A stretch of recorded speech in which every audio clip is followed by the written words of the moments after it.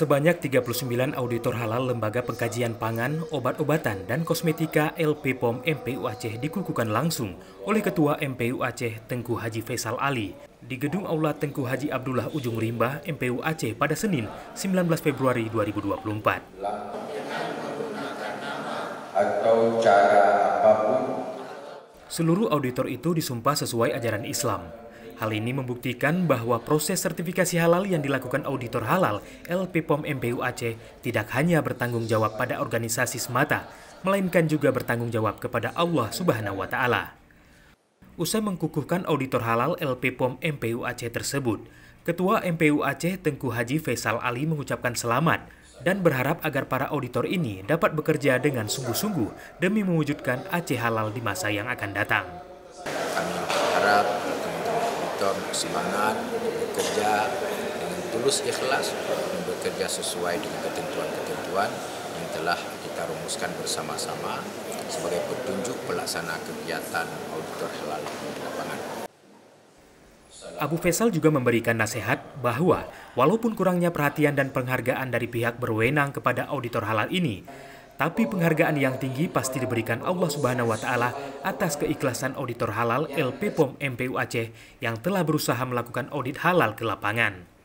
Sebelumnya, Kepala Sekretariat MPU Aceh Usama SAG MM dalam laporannya menyampaikan bahwa di seluruh Indonesia hanya MPU Aceh dan LP POM yang masih diberikan kewenangan melakukan sertifikasi halal. Atas dasar itulah, LP POM MPU Aceh membutuhkan auditor-auditor halal yang akan melaksanakan tugas memfasilitasi hadirnya jaminan halal di Aceh. Salah satu keunggulan daripada LP POM MPU Aceh adalah bahwa setiap sertifikat halal yang dikeluarkan itu melalui proses visitasi dari hulu sampai ke hilir. Karena ada lembaga-lembaga yang mengeluarkan sertifikasi halal dengan aplikasi sistem output dokumen.